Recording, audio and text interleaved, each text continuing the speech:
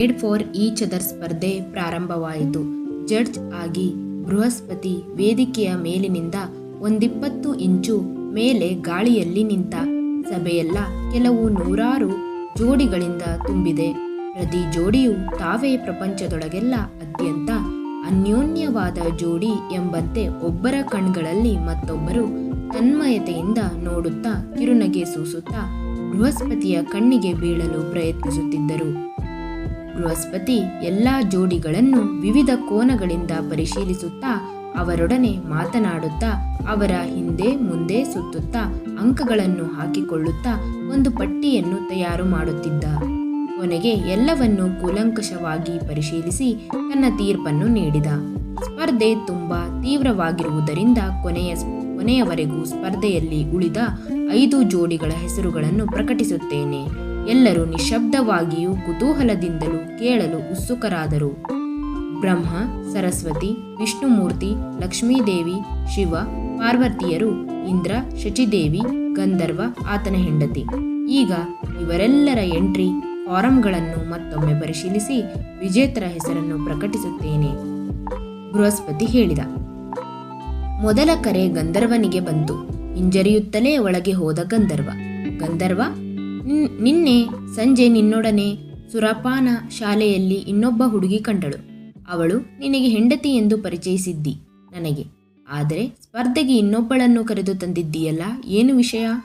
ಬೃಹಸ್ಪತಿ ಕೇಳಿದ. ಗಂಧರ್ವ ನಾಚಿಕೊಂಡ. ಪರವಾಗಿಲ್ಲ, ಹೇಳು. ನಮ್ಮ ಬದುಕಿನಲ್ಲಿ ಇದು ಸಾಮಾನ್ಯ ತಾನೇ. ಪ್ರತಿಯೊಬ್ಬರೂ ಯಾವುದೋ ಬಲಹೀನ ಕ್ಷಣದಲ್ಲಿ ಮತ್ತೊಂದು ಹೆಣ್ಣನ್ನು ಹೆಂಡತಿಯಾಗಿ ಸ್ವೀಕರಿಸುತ್ತಾರೆ. ಹಾಗಾಗಿ ನೀನೇನು ನಾಚಿಕೊಳ್ಳಬೇಕಾಗಿಲ್ಲ. ಹೇಳು, ಇವಳು ನಿನ್ನ 2ನೇ ಹೆಂಡತಿಯಾ? ಅಲ್ಲ ರೀ, ನನ್ನ 3ನೇ ಹೆಂಡತಿ, ಗಂಧರ್ವ ಹೇಳಿದ. ಬೃಹಸ್ಪತಿ ಶಾಕ್ ತಗುಲಿದವನಂತೆ ನೋಡಿದ. 3ನೇ ಹೆಂಡತಿ? ಎಷ್ಟು ದಿನಗಳಾದವು ಈ ಮದುವೆಯಾಗಿ? ಸರಿಯಾಗಿ 40 ನಿಮಿಷಗಳಾದವು. ಬೃಹಸ್ಪತಿ ಬೆಚ್ಚಿಬಿದ್ದ. ಈ ಮದುವೆ ಸಲ್ಲುವುದಿಲ್ಲ, ಕಿರುಚಿದ ಜೋರಾಗಿ. ಏಕೆ? ಆಶ್ಚರ್ಯದಿಂದ ಕೇಳಿದ ಗಂಧರ್ವ.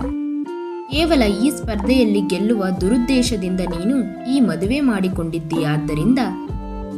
ಆ ಮಾತು ಕೇಳುತ್ತಿದ್ದಂತೆಯೇ ಆ 40 ನಿಮಿಷದ ಹಿಂದೆಯಷ್ಟೇ ಹೆಂಡತಿಯಾಗಿದ್ದವಳು ಎಚ್ಚರ ತಪ್ಪಿದಳು. ಗಂಧರ್ವ ಕೂಡಲೇ ತನ್ನ ಕೈಯಲ್ಲಿದ್ದ ಅಮೃತವನ್ನು ತೆಗೆದುಕೊಂಡು ಅವಳ ಮುಖಕ್ಕೆ ಸಿಂಪಡಿಸಿದ.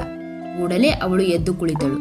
ಅಯ್ಯೋ, ಮೇಡ್ ಫಾರ್ ಈಚ್ ಅದರ್ ಸ್ಪರ್ಧೆಯಲ್ಲಿ ನಾವೇ ಗೆಲ್ಲುತ್ತೇವೆಂದು ನಿಮ್ಮನ್ನು ಮದುವೆಯಾದೆ. ಈಗ ನನ್ನ ಗತಿ? ಅವಳ ಅಳುವನ್ನು ತಡೆದುಕೊಳ್ಳುತ್ತಾ ಹೇಳಿದಳು. ಒಮ್ಮೊಮ್ಮೆ ಇಂತಹ ಊಹೆಗೂ ನಿಲುಕದ ಘಟನೆಗಳು ನಡೆಯುತ್ತಿರುತ್ತವೆ ದೇವಿ, ನೀನೇನು ಚಿಂತಿಸಬೇಡ, ಸಮಾಧಾನಪಡಿಸಿದ ಗಂಧರ್ವ. ನಾವಿನ್ನು ನಮ್ಮ ದಾರಿಯಲ್ಲಿ ಹೊರಟು ಹೋಗೋಣ, ಆಗ ಯಾವ ಸಮಸ್ಯೆಯೂ ಇರುವುದಿಲ್ಲ, ಅವನು ನಿರ್ಧರಿಸಿದ. ಅವಳು ಬೆಚ್ಚಿಬಿದ್ದು, ಹಾಗಾದರೆ ನನ್ನ ಗರ್ಭದಲ್ಲಿ ಬೆಳೆಯುತ್ತಿರುವ ಊಹೆಗೆ ನಿಲುಕದ ಘಟನೆಯನ್ನು ಏನು ಮಾಡೋಣ? ಗಾಬರಿಯಿಂದ ಕೇಳಿದಳು. ಗಂಧರ್ವ ಬೆಚ್ಚಿಬಿದ್ದ.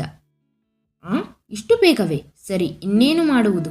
ಬಾ, ನನ್ನೊಡನೆ 3 ಬೆಡ್ರೂಮ್ ಇರೋ ಮನೆಗೆ ಬದಲಾಯಿಸೋಣ ನಮ್ಮ ಸಂಸಾರನ, ವಿರಸವಾಗಿ ಹೇಳಿದ. ಅನಂತರ ವಿಷ್ಣುಮೂರ್ತಿಯನ್ನು ಸ್ಪರ್ಧೆಯಿಂದ ಹೊರಹಾಕಿದ ಬೃಹಸ್ಪತಿ. ಅದೇಕೆ? ನಮ್ಮ ಜೋಡಿಯಲ್ಲಿ ಯಾವ ಲೋಪವಿದೆ ಎಂದು ನಮ್ಮನ್ನು ಸ್ಪರ್ಧೆಯಿಂದ ಹೊರಹಾಕಿದಿ? ಕೋಪದಿಂದ ಕೇಳಿದ ವಿಷ್ಣು.